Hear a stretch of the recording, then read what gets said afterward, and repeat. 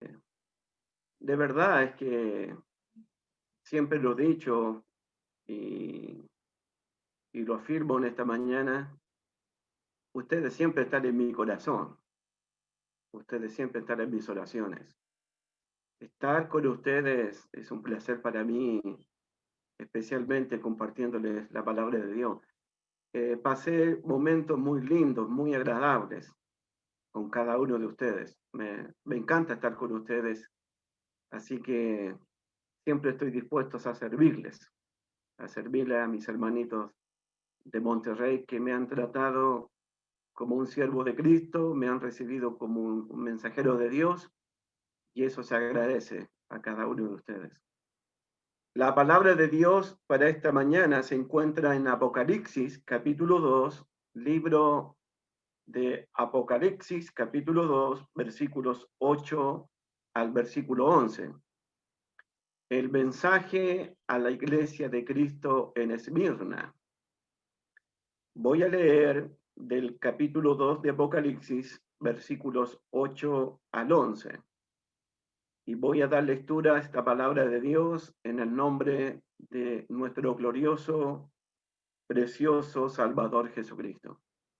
Y escribe al ángel de la iglesia en Esmirna, el primero y el postrero, el que estuvo muerto y vivió, dice esto: yo conozco tus obras y tu tribulación y tu pobreza, pero tú eres rico, y la blasfemia de los que dicen ser judíos y no lo son, sino sinagoga de Satanás.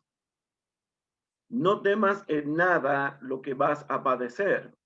He aquí el diablo echará a alguno de vosotros en la cárcel para que seáis probados, y tendréis tribulación por 10 días.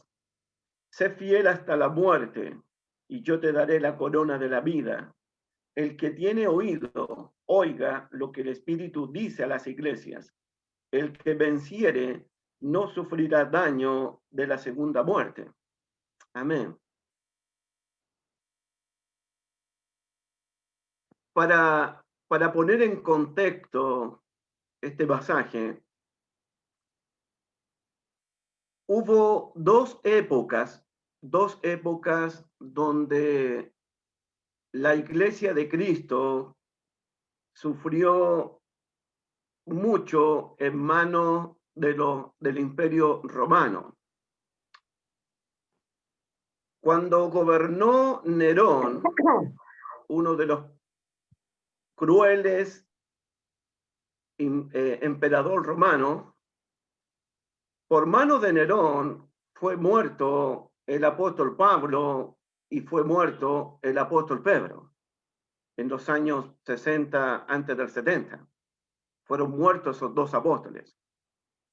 Pasaron más de 30 años y se levantó otro emperador más cruel, más violento y más malo que el propio Nerón. Este emperador se llamó Domiciano. Y Domiciano estaba gobernando cuando Juan le escribió el mensaje a las 7 iglesias de Asia. Lo que este emperador hacía una vez al año era que todos los ciudadanos de Roma y los extranjeros que vivían en Roma debían ofrecerle a Domiciano un culto de adoración, una honra, una glorificación, como si Domiciano fuese divino, fuese Dios. Cada persona que se arrodillaba delante de Domiciano, cada persona que le besaba la mano a Domiciano, cada persona que adoraba a Domiciano como Dios, recibía muchos beneficios del Imperio Romano. Pero ¿qué sucedía con el ciudadano que se negaba a adorar al emperador?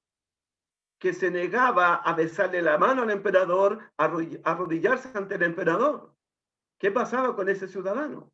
Bueno, ese ciudadano se ganaba el odio del emperador, el odio de Roma y el odio de todos los ciudadanos. Y fue en ese momento donde se desató una de las más grandes persecuciones en la historia contra la Iglesia de Cristo. Domiciano, como una bestia, pero como una bestia cruel, como una bestia salvaje, comenzó a perseguir a la Iglesia del Señor. Y en este momento yo puedo recordar las palabras de Jesús allá en Mateo capítulo 10 en un contexto de persecución, porque las palabras que voy a decir en estos momentos se dijeron en un contexto de persecución.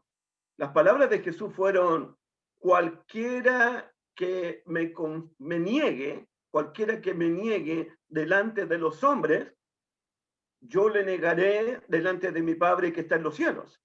Pero cualquiera que me confiese, que me honre, que me glorifique delante de los hombres, yo también le voy a confesar su nombre delante de mi Padre que está en los cielos. Entonces estamos en un pasaje donde la persona tenía que decidir negar a Jesucristo o confesar que Jesucristo era el Señor. Los cristianos de Asia decidieron confesar a Jesucristo como el Curios, como el único Señor de sus vidas, como el Rey de sus vidas, como el soberano de sus vidas. Ellos decidieron no besar al emperador, no adorar al emperador, y se ganaron el aborrecimiento, el desprecio, el odio de todo el imperio romano. Y comenzó la persecución. Y una de las iglesias que más fue perseguida, que más fue atribulada, que más fue empobrecida, fue precisamente la iglesia de Cristo en Esmirna. Y los cristianos en Esmirna, cuando están siendo perseguidos, cuando están desmayando, cuando están atemorizados, cuando están con miedo, cuando están con incertidumbre, ¿qué pasará conmigo? ¿Qué pasará con mi esposa? ¿Qué pasará con mi familia? Cuando los cristianos se estaban preguntando, ¿dónde está Dios en esto? ¿Qué pasa con Dios en esto? Fue en ese momento que Dios decidió enviarle un mensaje a la iglesia de Cristo en Esmirna. ¿Han escuchado la frase, ha llegado carta? ¿Han escuchado esa frase? Esto es lo que está pasando. Ha llegado carta a la iglesia de Cristo en Esmirna. Miren el versículo 8. Y escribe al ángel de la iglesia en Esmirna: esta carta, esta revelación, esta profecía viene directamente del corazón de Dios. Fue Dios quien reveló esta profecía, quien reveló esta carta a su Hijo Jesucristo, y su Hijo Jesucristo la envió, esta carta, esta profecía, al apóstol Juan, y Juan, que se encontraba prisionero en la isla llamada de Pasmo, le escribió esta profecía, esta carta, a las 7 iglesias de Asia. Y quiero respaldar lo que estoy diciendo. Miren el capítulo 1, por favor. Apocalipsis 1:1. La revelación de Jesucristo que Dios le dio, estas revelaciones de Jesucristo, esta carta es de Jesucristo, pero que Dios se la entregó a él para manifestar a sus siervos las cosas que deben suceder pronto, y declaró enviándolas por medio de su ángel a su siervo Juan. Entonces, ponga atención, por favor. Esta revelación, esta profecía, esta carta es una carta de Dios, que Dios se la entregó a Jesucristo. Jesucristo se la envía al apóstol Juan por medio de su ángel. Versículo 4, miren la primera oración, versículo 4, Juan a las 7 iglesias que están en Asia, y por eso digo carta, por lo que dice ahora: gracias y paz a vosotros. Cuando dice gracias y paz, suena como una carta, suena como una profecía, suena como una revelación también en el capítulo 1. En el capítulo 1, versículo 11, pasemos al versículo 11, capítulo 1, versículo 9, Dice, yo Juan, el que recibió la carta de Dios, vuestro hermano y copartícipe vuestro en la tribulación, en el reino y en la paciencia de Jesucristo, estaba en la isla llamada Pasmo por causa de la palabra de Dios y del testimonio de Jesucristo. Juan también estaba atribulado. Juan también fue perseguido. Juan también fue encarcelado por causa del evangelio de Cristo. Y se encontraba en esa prisión romana en la isla llamada de Pasmo. Él, el que estaba prisionero de Roma, recibió esa carta de Dios, versículo 11, que decía, yo soy el alfa y la omega, el primero y el último. Escribe en un libro lo que ves y envíalo a las 7 iglesias que están en Asia, a Efeso, Esmirna, Pérgamo, Tiatira, Sardis, Filadelfia y la Odisea. Escribe lo que ves y envíaselo a las 7 iglesias de Asia. Una de esas iglesias de Asia era la iglesia de Cristo en Esmirna. De esa iglesia vamos a hablar en esta mañana. Volvamos al capítulo 2, por favor. 2, versículo 8. Y escribe al ángel de la iglesia en Esmirna. Tengo que decir algo más. De todas las ciudades, Efeso, Pérgamo, Tiatira, Sardis, la Odisea, los historiadores dicen que Esmirna era la flor de Asia, era la maravilla de Asia. Cualquier habitante de Asia o cualquier ciudadano romano o cualquier ciudadano extranjero le habría encantado vivir en la ciudad de Esmirna, algo como Monterrey, de bello, de hermoso, algo así, algo muy precioso, algo muy bello. Esmirna era la flor de Asia, donde todo el mundo quería visitar Esmirna o quería vivir en Esmirna. En esa ciudad de Esmirna se encontraba una iglesia de Cristo como la de San Carlos, como la de Nogales, una iglesia de Cristo como la nuestra, en esa ciudad. Versículo 8. El segundo punto es la forma en que Jesucristo se presenta delante de esta iglesia atribulada. Y tiene sentido cómo Jesús se presenta, cómo Jesús se describe frente a esta congregación. Dice, el primero y el postrero. Usted puede anotar en su mente, puede subrayar en su Biblia esta frase, el primero y el postrero, porque si la iglesia está siendo atribulada, si la iglesia está siendo perseguida, si la iglesia se está llenando de temor, se está llenando de miedo, es importante que recordemos en esta mañana que Jesús es el primero y es el postrero. Es muy importante, demasiado importante para el cristiano que está desmayando, para el cristiano que está teniendo miedo, para el cristiano que está siendo atribulado, para el cristiano que está padeciendo. Es importante en esta mañana que recordemos que Jesús es el primero y el postrero. Mira el capítulo 1, por favor, versículo 11. Mira el 1:11, que decía, el 1:8 primero, el 1:8, mira el 1:8, ¿no? Dice, yo soy el alfa y la omega, principio y fin, dice el Señor, el que es, el que era y el que ha de venir, el Todopoderoso. Mira el versículo 11, que decía, yo soy el alfa y la omega, el primero y el último. Mira el versículo 17, es importante esto.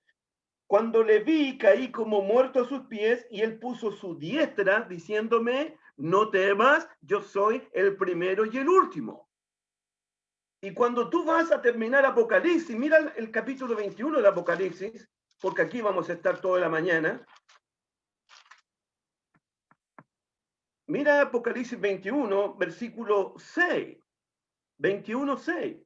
Y me dijo, hecho está, yo soy el alfa y la omega, el principio y el fin. Mira el capítulo 22 de Apocalipsis, versículo 13. Yo soy el alfa y la omega, el principio y el fin, el primero y el último. ¡Wow! ¡Qué importante! Recordar esto en esta mañana. El primero y el último, ese nombre es de Jehová Dios en el Antiguo Testamento. Jehová se presenta como el primero y el postrero, como el primero y el último. Eso significa, número uno, que Jesús se está apoderando, se está apropiando del nombre de Dios del Antiguo Testamento, del Dios que dijo en la zarza ardiendo, yo soy el que soy. Yo soy el primero y el último. Es la misma declaración. Yo soy el pan de vida, yo soy el agua viva, yo soy la luz del mundo, yo soy el buen pastor, yo soy la resurrección de la vida, yo soy el camino, la verdad y la vida, yo soy la vida verdadera. Es la misma declaración. Es decir, que Jesús, al decir yo soy el primero y el postrero, está hablando de su deidad, de su divinidad. Yo soy el primero y el último, el alfa y la omega, el principio y el fin, el que es, el que era, el que ha de venir, el todopoderoso Dios. El todopoderoso Dios. Aleluya. Bendito sea su nombre. El todopoderoso Dios. Así se presenta Jesús ante la iglesia tribulada de Esmirna, como el todopoderoso, como el Dios eterno, como el Dios que es el mismo ayer, hoy y por los siglos. Ese Dios está aquí. Amén, hermanitos. Amén. Lo otro que es importante, versículo 8. Y escribe al ángel de la iglesia en Esmirna, el primero y el postrero, el que estuvo muerto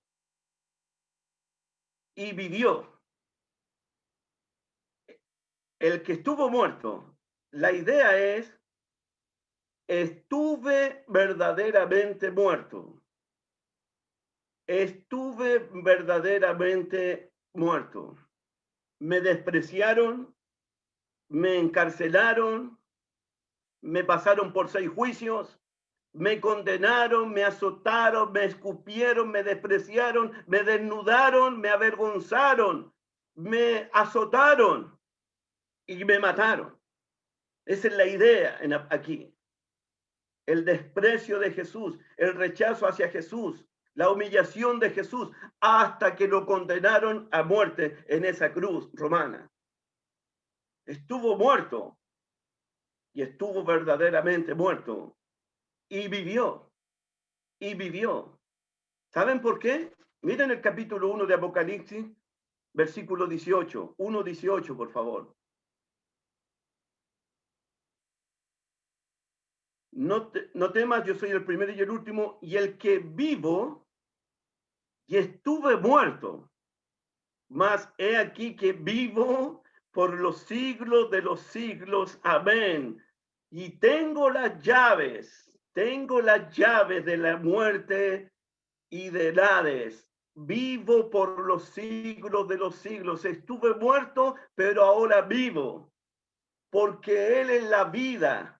Él tenía poder para dar su vida, para quitar su vida, porque Él es la resurrección y la vida. Estuvo muerto, pero vivo, y vivo por los siglos, y tengo en mi mano las llaves de la muerte, las llaves del Hades.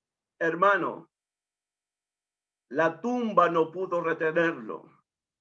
El Hades no pudo retenerlo. La muerte no pudo retenerlo. Él resucitó entre los muertos y es el primogénito de los muertos para nunca más volver a morir. Jesús es el Dios todopoderoso. Jesús es el Dios encarnado que murió en esa cruz, que lo sepultaron, pero que Dios lo resucitó al tercer día entre los muertos.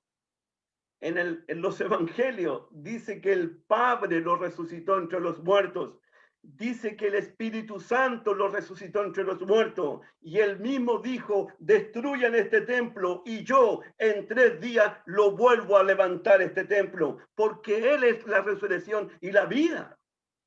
Nadie pudo retenerlo a él, la muerte no puede retenerlo a él. Y tienes que recordar en esta noche, en esta mañana,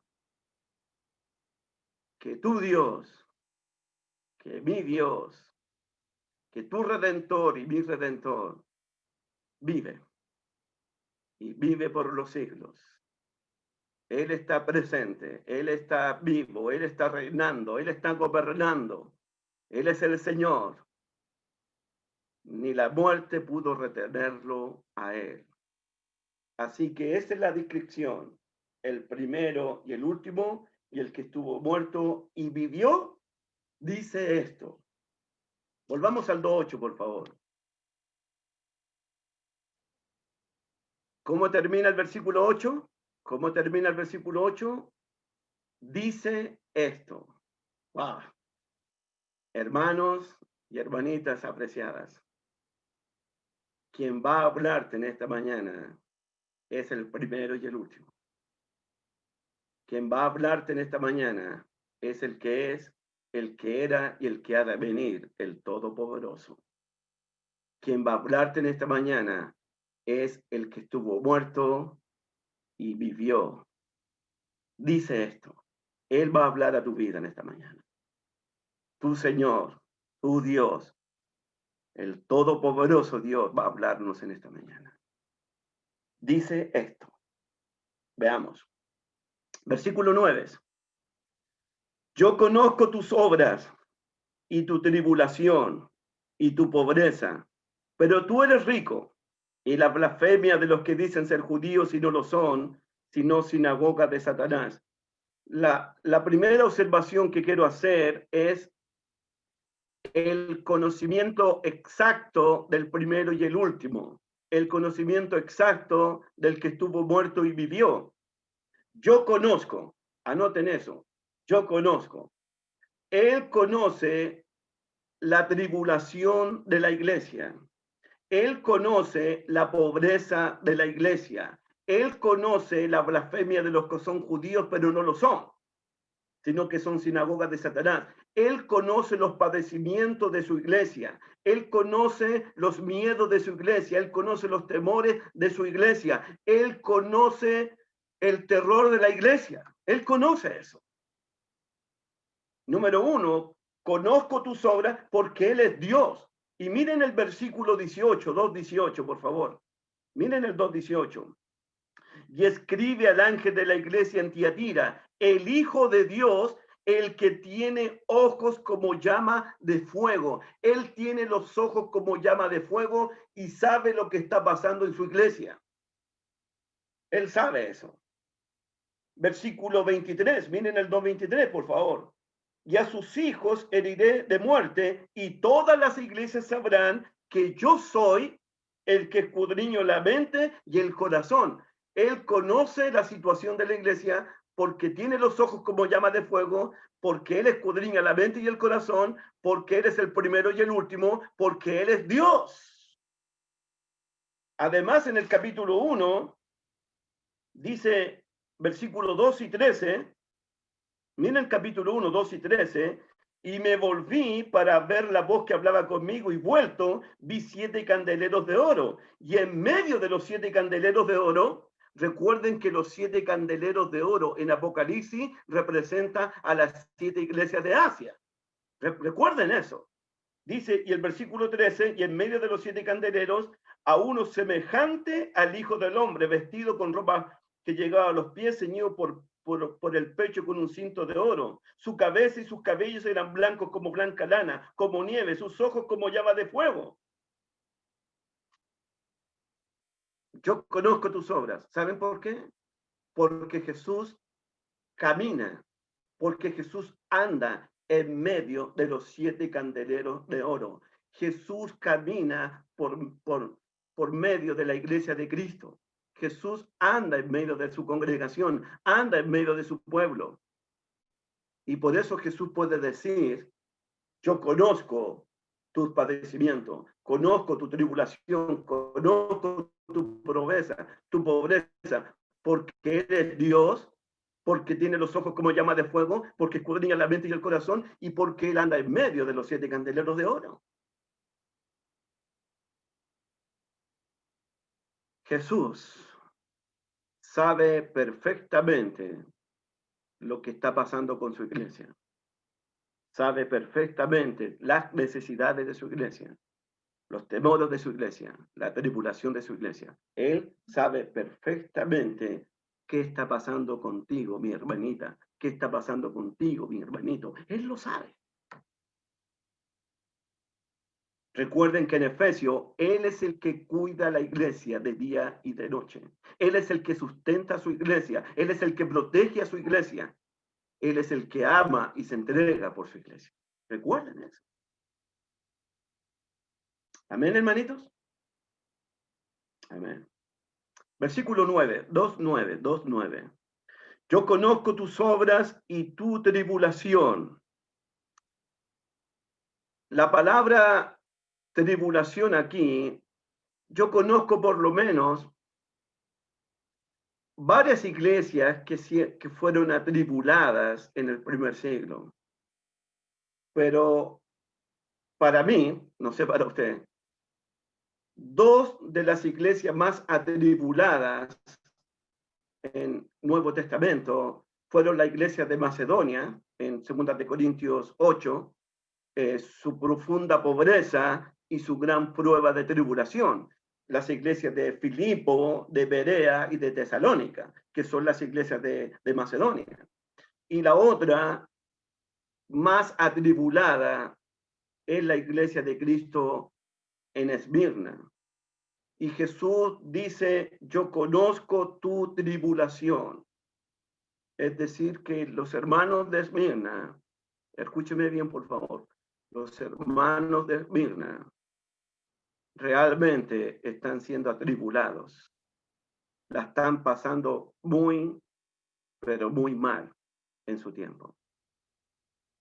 Fue la iglesia más perseguida, fue la iglesia más odiada, fue la iglesia que más sufrió la tribulación en manos del Imperio Romano. Y vamos a ver que esta tribulación consiste en 3 partes. Número 1, anótelo, la pobreza de ellos, la blasfemia de los que dicen ser judíos pero no lo son, y algunos de ellos iban a ser encarcelados en prisión. La tribulación de Esmirna es su pobreza, la blasfemia contra ellos y su encarcelamiento de algunos miembros de la iglesia. En eso consiste la tribulación de ellos. Comenzamos con la primera, versículo 9. Yo conozco tus obras y tu tribulación y tu pobreza. Detente ahí, por favor, en pobreza. Juan usa la misma palabra que usó en 2 Corintios 8 cuando habló a las iglesias de Macedonia, su profunda pobreza, ¿se acuerdan? Es decir, que la pobreza de los de Esmirna era una pobreza, escúcheme bien por favor, una pobreza extrema. Los cristianos de Esmirna, escúcheme bien, eran los indigentes de Asia. Indigentes. No pudo haber más pobreza extrema que la iglesia de Cristo en Esmirna. Pero detente un poquito, por favor. ¿Ha pensado usted si los hermanos viven en Esmirna, cómo llegaron a ser tan pobres, extremadamente pobres? ¿Cómo llegaron a ser los indigentes de Asia? ¿Se ha preguntado eso usted?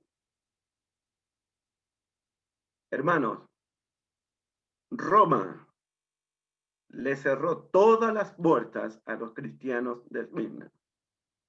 Ellos no podían comprar porque nadie les vendía y no podían vender porque nadie les compraba. todo Roma le cerró la puerta a los cristianos de Esmirna.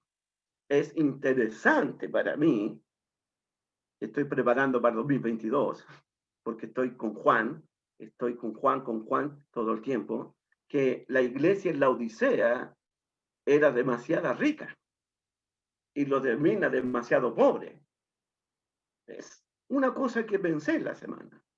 Demasiado ricos allá, demasiado pobres acá.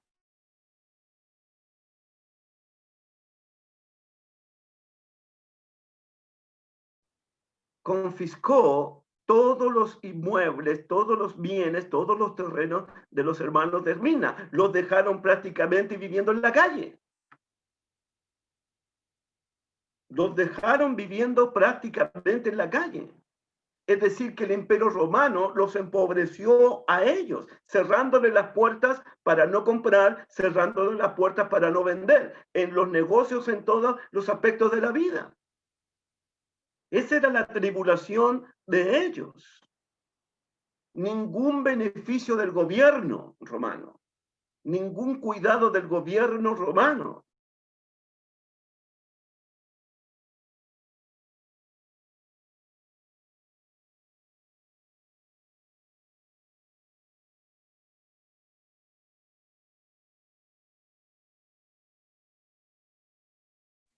Vamos a esperar un momento que se desconectó. ¿Aló, aló? Listo, lo escuchamos. 10 años atrás habría dicho, el diablo se metió por aquí.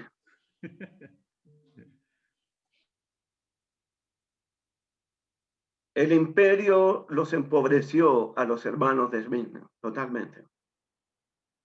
Los indigentes de Asia, su primera tribulación, conozco tu pobreza.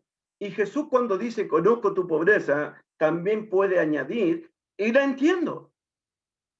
Recuerden que Jesús dijo, las zorras tienen guarida, las aves del cielo tienen su nido, pero yo no tengo dónde recostar mi cabeza. ¿Se acuerdan en Lucas capítulo 9? ¿Se acuerdan que Pablo dice que siendo rico se hizo pobre para que con su pobreza fuésemos todos enriquecidos? Jesús sabe lo que es no tener para comer. Jesús sabe lo que es tener sed. Jesús sabe lo que es pasar hambre. Jesús sabe lo que es pobreza. Él sabe eso.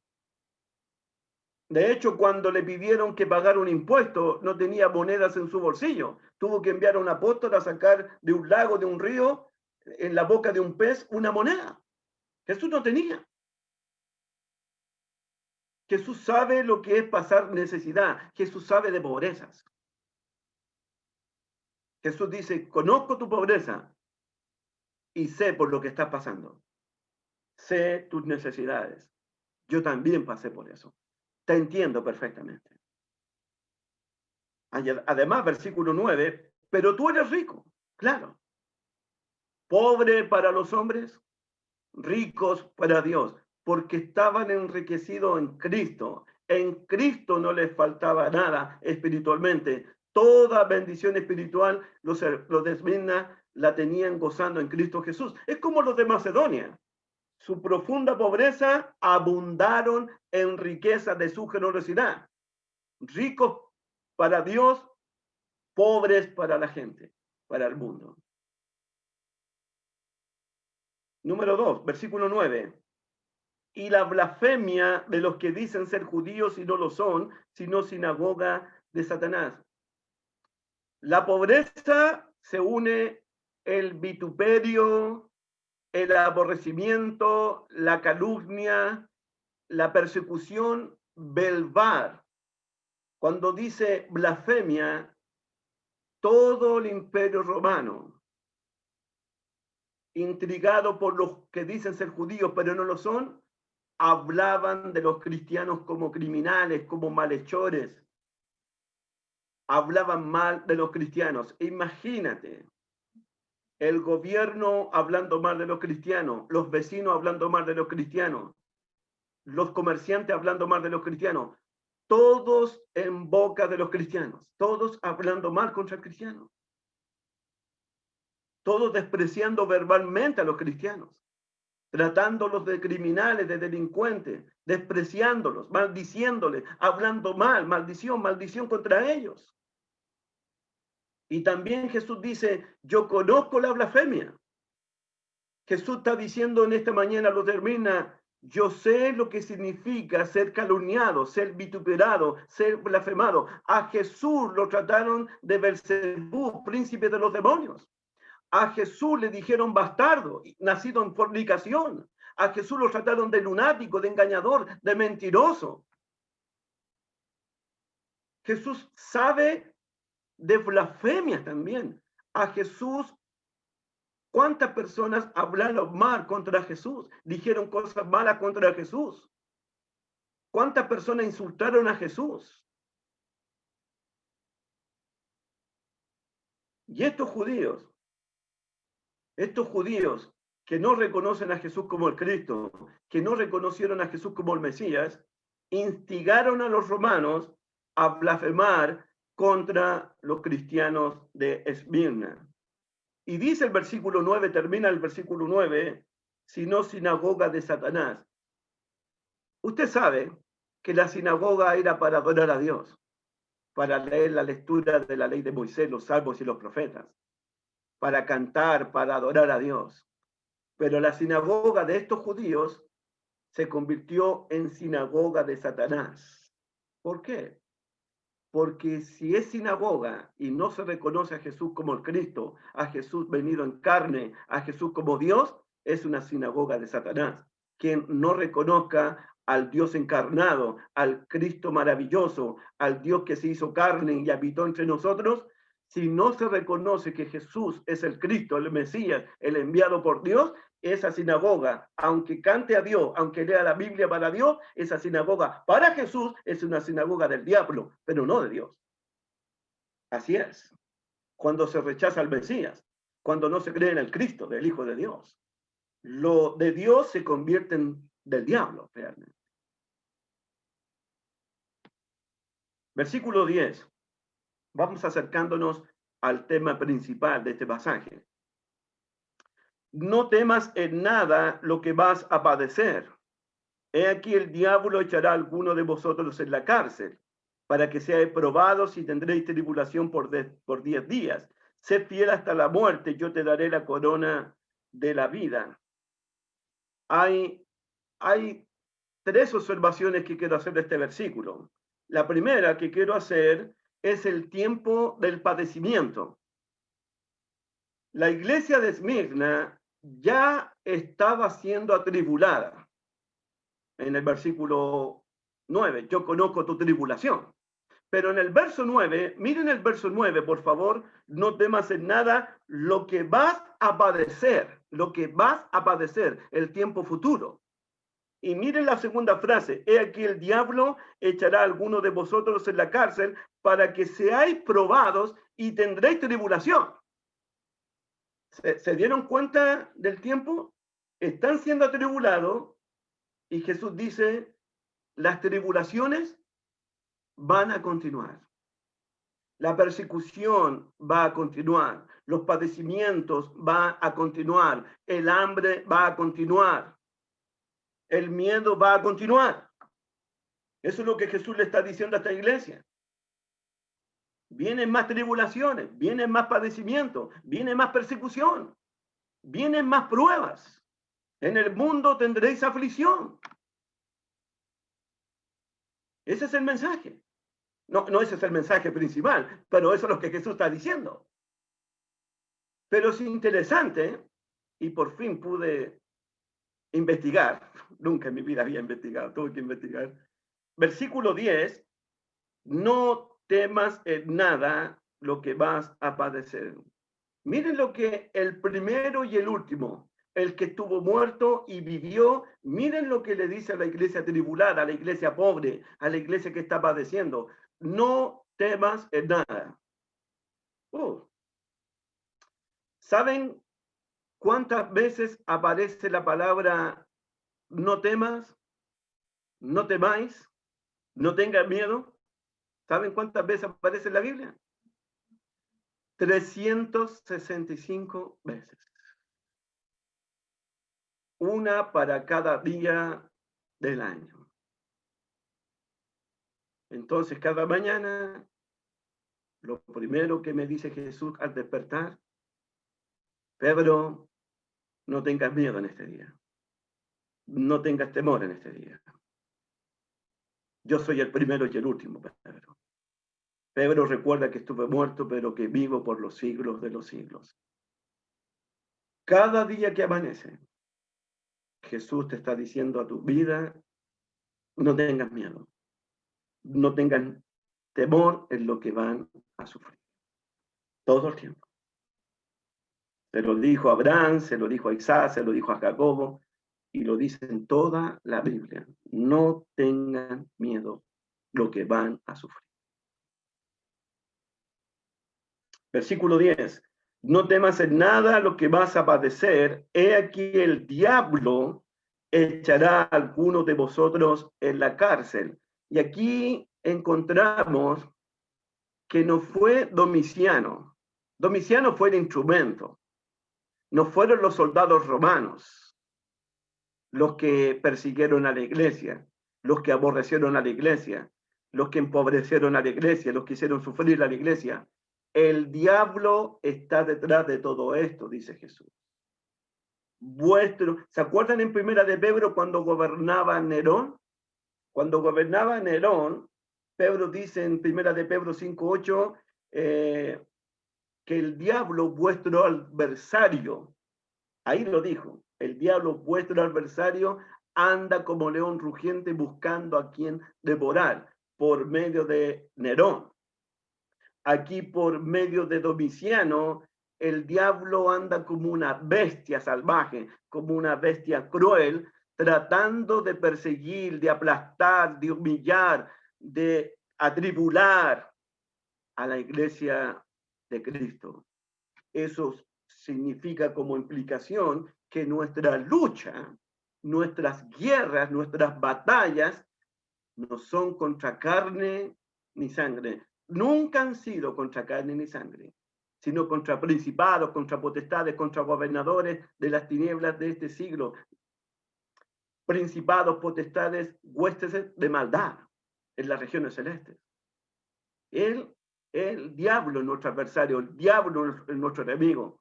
Es el diablo, el príncipe de este mundo, el que engaña al mundo entero. Y Jesús vio al diablo detrás de todo esto. El instrumento fue Domiciano, el instrumento fueron los soldados romanos, pero para Jesús el diablo los va a meter en prisión a ustedes, el diablo los está persiguiendo a ustedes, el diablo los está haciendo sufrir a ustedes, el diablo los está aborreciendo a ustedes. Es una lucha espiritual. Por eso son tan importantes las oraciones, por eso son tan importantes las reuniones, por eso son tan importantes que nos exhortemos, nos enseñemos, nos estimulemos unos a otros todo el tiempo.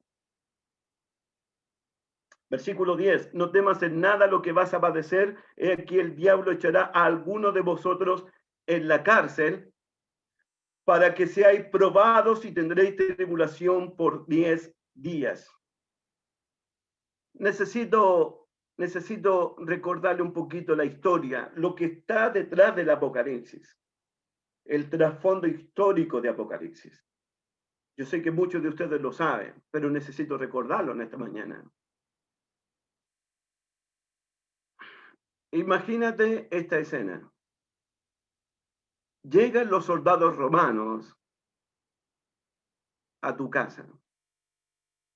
¿Se llevan a tu marido o se llevan a tu esposa? ¿Se llevan a tus hijos o se llevan a tus padres? ¿O se los llevan a todos para ser encarcelados? Eso pasó. Yo no voy a exagerar en este momento, no voy a exagerar nada. No quiero exagerar. Y algunos los meten en la cárcel. Y en prisión nunca más van a salir. Nunca más van a volver a sus casas. La esposita nunca más va a saber de su marido. Su marido nunca más va a saber de su esposa. Los hijos jamás van a saber más de sus padres. Sus padres no van a saber nunca más de sus hijos. Porque algunos cristianos que fueron encarcelados, Roma los usó como antorchas vivientes. Los quemaron públicamente, como en el tiempo de Nerón. A estos los usaron como comida para las bestias salvajes en el Coliseo romano. A otros los mutilaron, sacándole todas las partes de su cuerpo, como espectáculo para Roma. Hermano, estos cristianos eran un espectáculo para el imperio. A otros los quemaron en aceite hirviendo. Estos son los mártires. Estos son los que están en el capítulo 6 de Apocalipsis, cuando las almas están clamando, Señor, Señor, ¿hasta cuándo no nos hará justicia? Y vengas la sangre de aquellos que nos mataron a nosotros y a nuestros hermanos. ¿Hasta cuándo, Señor? Estos son los mártires. ¿Se acuerdan en 1 de Pedro 4:6? Porque también el evangelio fue predicado a los muertos para que vivan para que sean juzgados en la carne, pero vivan en el espíritu. Estos son los que murieron por confesar a Cristo, por entregarse a Cristo, por proclamar a Cristo como Señor, como Dios, como soberano. Estos son los mártires. Estos están siendo atribulados verdaderamente, hermanos míos. A estos nunca más se les vio en Esmirna. Los hicieron desaparecer completamente. En serio, hermanitos lindos. Esa es la verdad de Esmirna. Esa es la tribulación de estos hermanitos. Probados hasta el máximo, atribulados hasta el máximo, perseguidos hasta el máximo. Y Jesús dice en el versículo 10, para que seáis probados y tendréis tribulación. Es decir, que la única manera de que nuestra fe, nuestra obediencia, nuestra fidelidad sea probada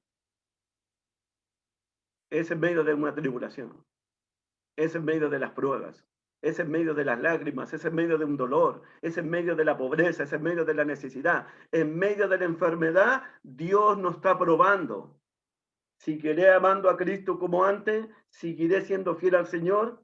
¿Seguiré obedeciendo los mandamientos de Dios? ¿Seguiré dependiendo de Dios? ¿Seguiré confiando en el Señor a pesar de mis lágrimas, a pesar de mis miedos, a pesar de mi pobreza, a pesar de la blasfemia, a pesar de mi encarcelamiento, a pesar de mi sufrimiento? ¿Seguiré confiando en el Señor? Las pruebas revelan lo que tú y lo que yo tengo en el corazón. Eso dice Deuteronomio capítulo 8, de que Dios prueba a Israel para ver lo que había en su corazón, si Israel iba o no a seguir guardando los mandamientos de Dios. Las pruebas son necesarias. Las pruebas son por un poco de tiempo, porque dice, tendréis tribulación por 10 días. Y 10 días, tribulación por 10 días significa un corto de tiempo. Pero un corto de tiempo comparado ¿a qué? Porque mientras estemos en el mundo, Jesús prometió, Jesús lo firmó, en el mundo tendréis aflicción.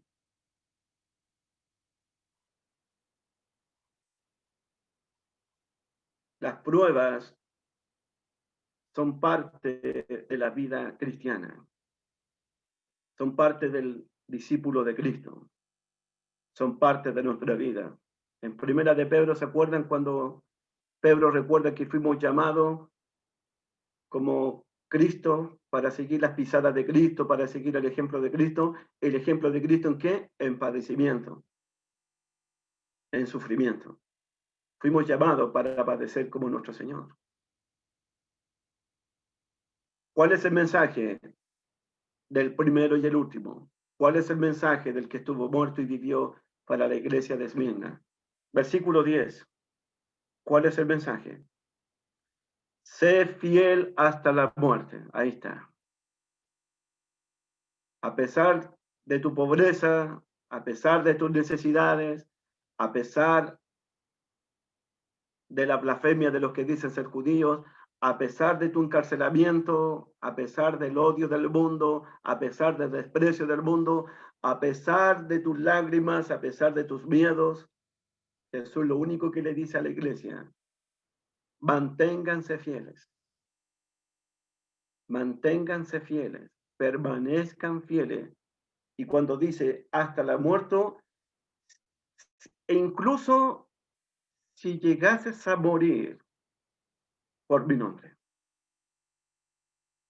si llegases a morir por mi nombre, mantente fiel hasta la muerte, aunque te cueste morir, aunque te cueste dolor, aunque te cueste sufrimiento, aunque te cueste lágrimas, sé fiel hasta la muerte. Ese es el mensaje. Mantenerse fiel en medio de una tribulación. Ese es el mensaje. La promesa, versículo 10. Y yo te daré la corona de la vida. ¿Se dieron cuenta que Jesús acaba de hablar de muerte? Estuve muerto, ser fiel hasta la muerte, pero vivo, corona de vida. El contraste: van a morir, pero les voy a darles vida eterna, los voy a recompensar, les voy a dar un galardón, los voy a premiar. El galardón de ustedes es grande en los cielos, porque así persiguieron a los profetas que fueron antes de vosotros. Jesús promete la corona de vida. ¿Por qué? Porque Él es la vida, porque Él es el agua viva, porque Él es el pan de vida, porque Él es la resurrección y la vida, porque Él es el camino, la verdad y la vida, porque Él es la vida eterna. Y Jesús promete darte la corona de la vida a los fieles. En el capítulo anterior, Jesús promete a que tengas acceso al árbol de la vida en el paraíso de Dios, para que vivas para siempre. Esa es la promesa.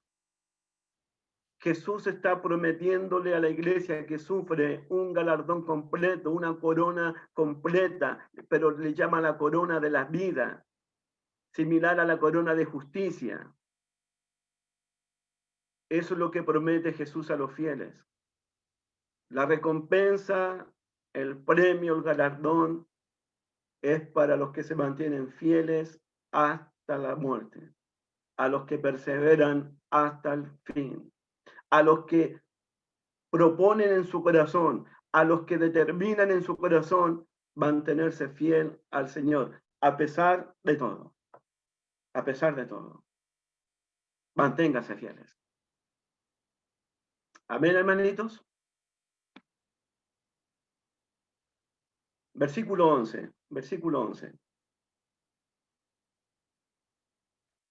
El que tiene oído, oiga lo que el Espíritu dice a las iglesias.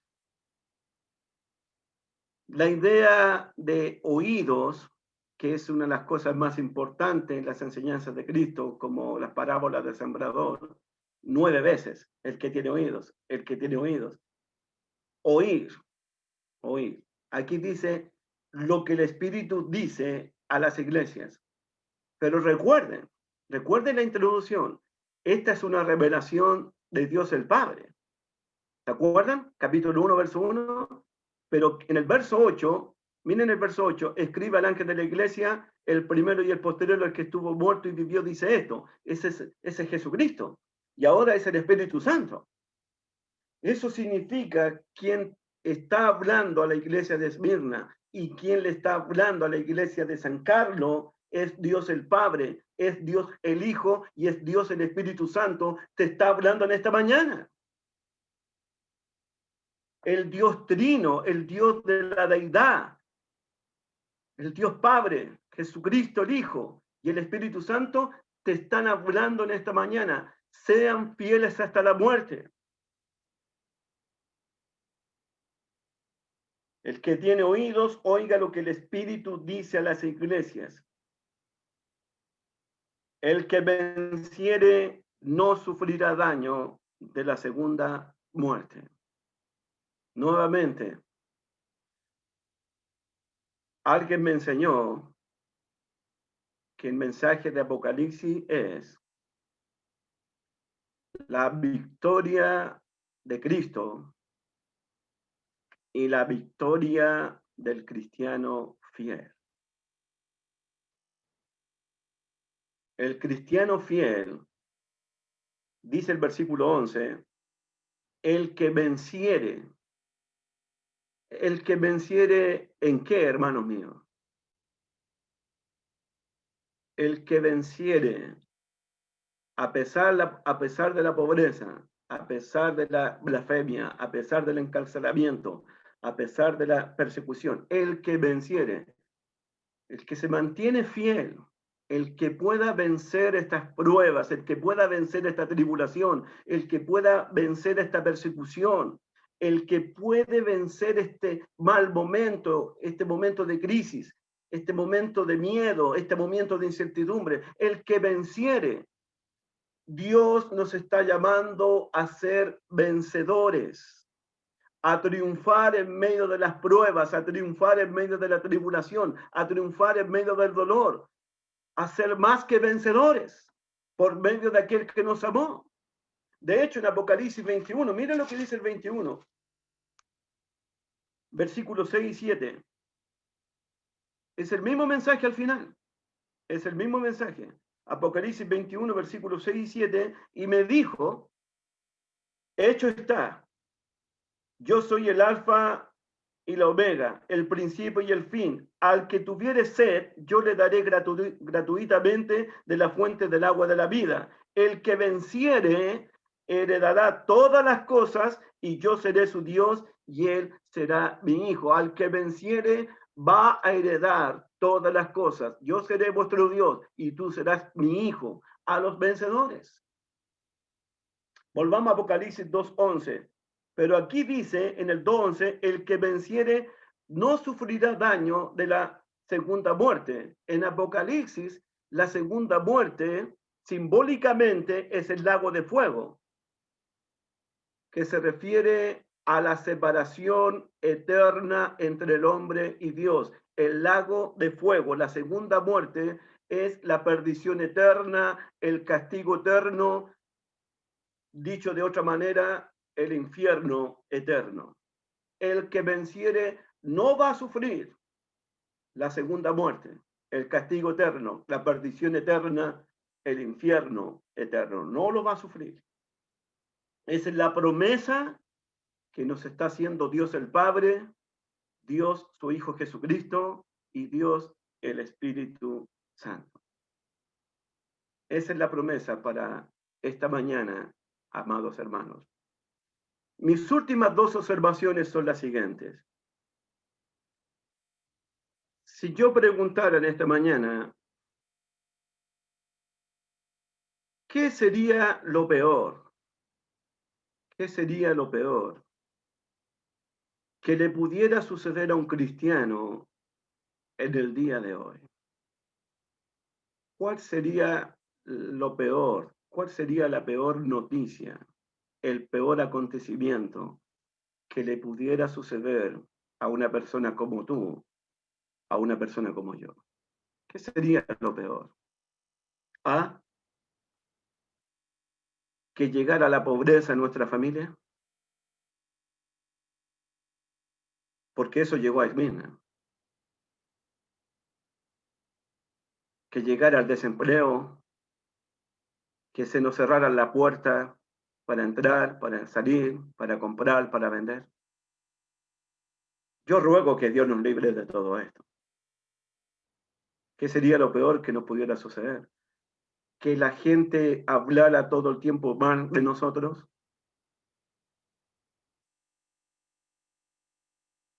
Que nos ganáramos el odio de la gente. Que la gente nos empezara a perseguirnos por lo que somos, por lo que predicamos. Que nos encarcelaran por ser miembros de la Iglesia de Cristo. ¿Qué sería lo peor que nos pudiera suceder a nosotros como cristianos? Lo más terrible. Que nos dieran nuevamente la noticia del coronavirus. ¿Qué sería lo peor?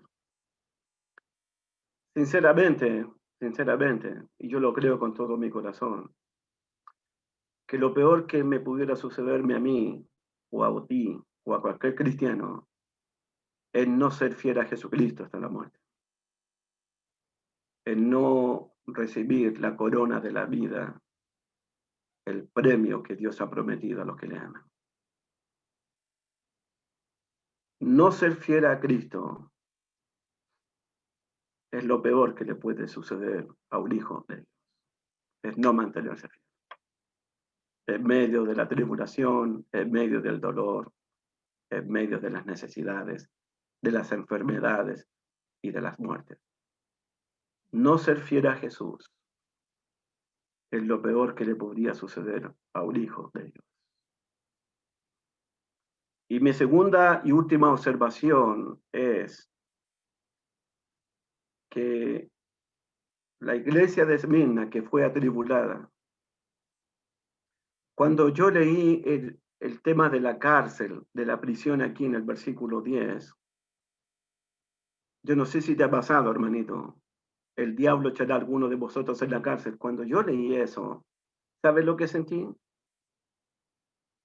Escuché los gritos de mis hermanas y de mis hermanos en prisión.